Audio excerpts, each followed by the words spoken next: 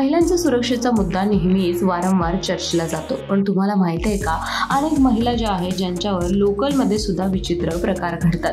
असाच एक प्रकार एका अभिनेत्रीसोबत घडला. ही अभिनेत्री म्हणजेच लय भारी या चित्रपटाबरोबरच आश्रम शी या वेब सिरीज मधून लोकप्रिय झालेली अभिनेत्री आदिती पोहनकर आहे.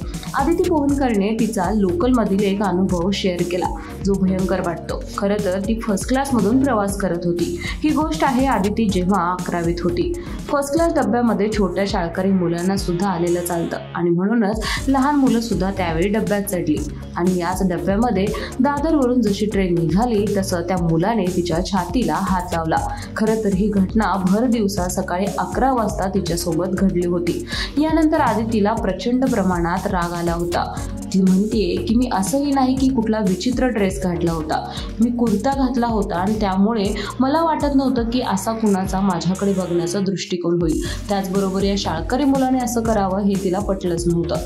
पुढच्या स्टेशनला उतरली आणि त्याचबरोबर पोलीस स्टेशनला गेली आणि पोलिसांना तिने ही सगळी गोष्ट सांगितली.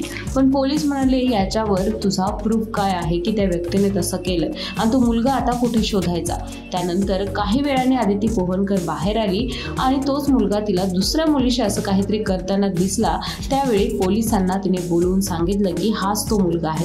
पोलिसांनी त्याला पकडलं खरं आणि पुरावा सुद्धा मागितला. त्यावर तो मुलगा मी असं काही केलंच नाही असं म्हणाला. त्यानंतर आदितीने रागाने त्याची कॉलर धरली आणि म्हणाली परत कोणासोबत असं करशील का असं विचारल्यानंतर ओरडल्यानंतर त्याने ते मान्य केलं आणि सॉरी म्हणाला. यानंतरची ही घटना आदितीच्या आयुष्यभर लक्षात राहिली. आदिती म्हणते की ही घटना मी कधीच विसरू शकत नाही. ही झाली अभिनेत्री सोबतची घटना, पण अनेक अशा दुसऱ्या सुद्धा महिला आहेत ज्यांच्या सोबत डेली लाईफमध्ये असं काही ना काहीतरी घडतं, पण प्रूफ नसल्यामुळं किंवा अगदीच छोटा इश्यू आहे असं म्हणून सारवासारव केली जाते. प्रत्येक महिलेला कळेलच की ही व्यक्ती कोण आहे असं नाही, पण काही व्यक्ती असा प्रकार करून पळून सुद्धा जातात आणि यानंतर त्या महिलेला काही काळ काही समजत नाही, तिची मानसिक स्थिरता सुद्धा बिघडते. त्यामुळे यावर निश्चितच कारवाई होणं किंवा यावर बोलणं जाणं फार गरजेचं आहे.